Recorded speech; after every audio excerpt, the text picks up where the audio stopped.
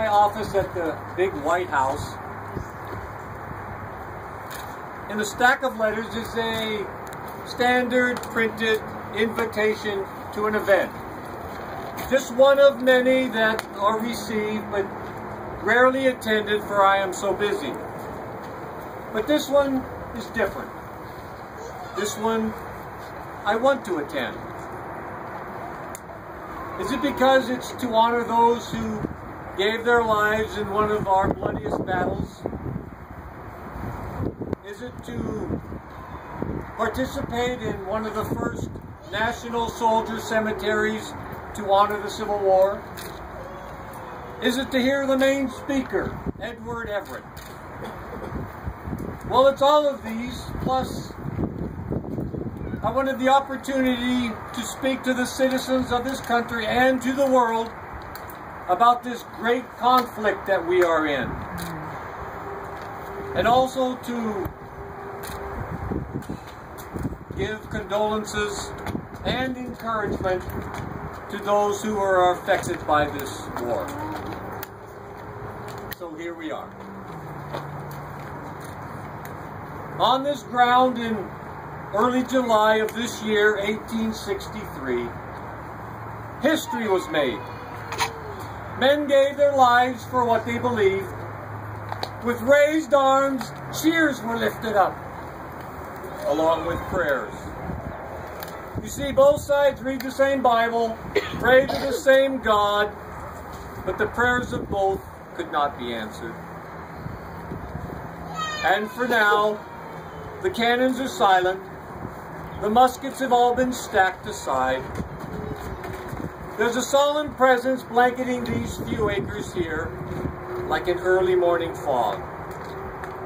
The earth beneath our feet is quietly shouting, "Here lies a soldier, a comrade, a hero.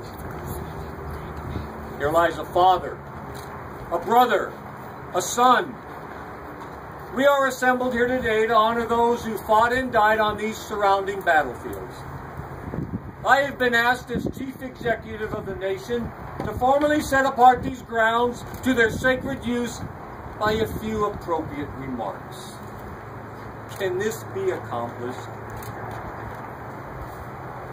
Standing here before you, many thoughts travel through my mind. And gazing out over the rolling hills, the gentle valleys, the grass is blowing in the breeze, I can see the markers, the mounds of earth, the wooden boxes. Can there be an explanation for such a scene? Can there be comfort for all the sorrow? Can there be an answer to the many questions? What do you tell a mother to ease the pain of her son not coming home? What words do you use for a wife whose husband won't be returning to her? How do you explain to a young child that her father won't be there to see her grow? How do you relate that it was for the right reason? It was for freedom. It was to preserve the Union. What words do you utter?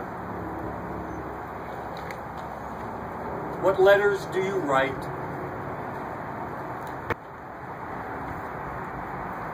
What address do you speak?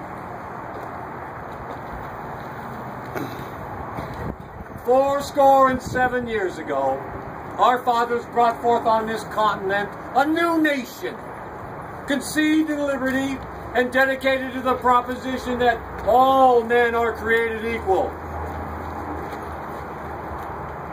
Now we are engaged in a great civil war, testing whether that nation, or any nation, so conceived and so dedicated can long endure. We're met on a great battlefield of that war. We have come to dedicate a portion of that field as a final resting place for those who here gave their lives that that nation might live. It is altogether fitting and proper that we should do this. But in a larger sense, we cannot dedicate, we cannot consecrate, we cannot hallow this ground. The brave man, living and dead, who struggled here have consecrated it far above our poor power to add or detract. The world will little note nor long remember what we say here, but it can never forget what they did here. It is for us, the living, rather, to be dedicated here to the unfinished work which they who fought here have thus far so nobly advanced.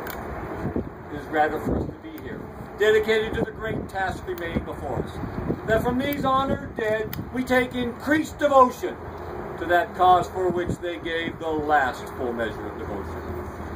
That we here highly resolve that these dead shall not have died in vain, that this nation, under God, shall have a new birth of freedom, and that government of the people, by the people, for the people, shall not perish from the earth.